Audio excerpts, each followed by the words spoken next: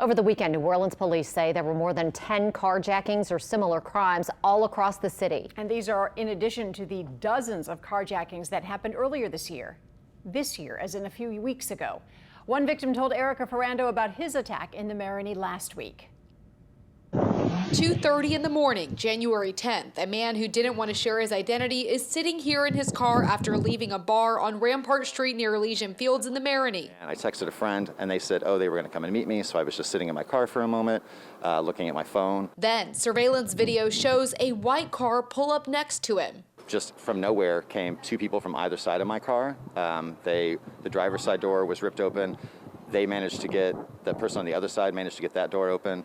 And they were both inside my car. They told me to leave it running and get out. And I just remember saying, nope, and taking the key, turning it off. My phone was in my left hand, and I ran. He heard a gunshot but wasn't hit.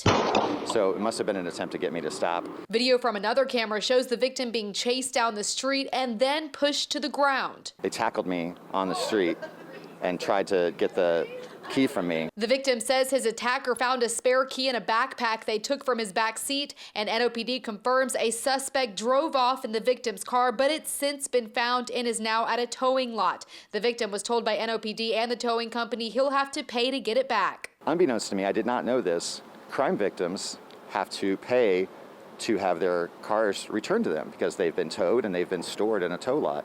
So I now have become responsible as a crime victim to have my car, to get my car back. I already had to replace my phone, so being a crime victim is going to cost me close to about $1,000. And he's not alone. According to New Orleans police, already in 2022, there have been 53 carjackings, attempted carjackings, and armed robberies, including auto thefts. If you can't sit in your car, if you can't drive your car, if you can't even slow down at a stop sign because you're afraid that somebody's going to jump out and take your car from you, that's a problem. He says it's a problem that needs to be addressed by all city leaders.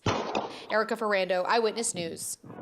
The NOPD has not released any updates in that case, but police did arrest 4 people who they believe may be responsible for an uptown carjacking spree in broad daylight on Saturday. Those folks are in custody, but their identities have not been released.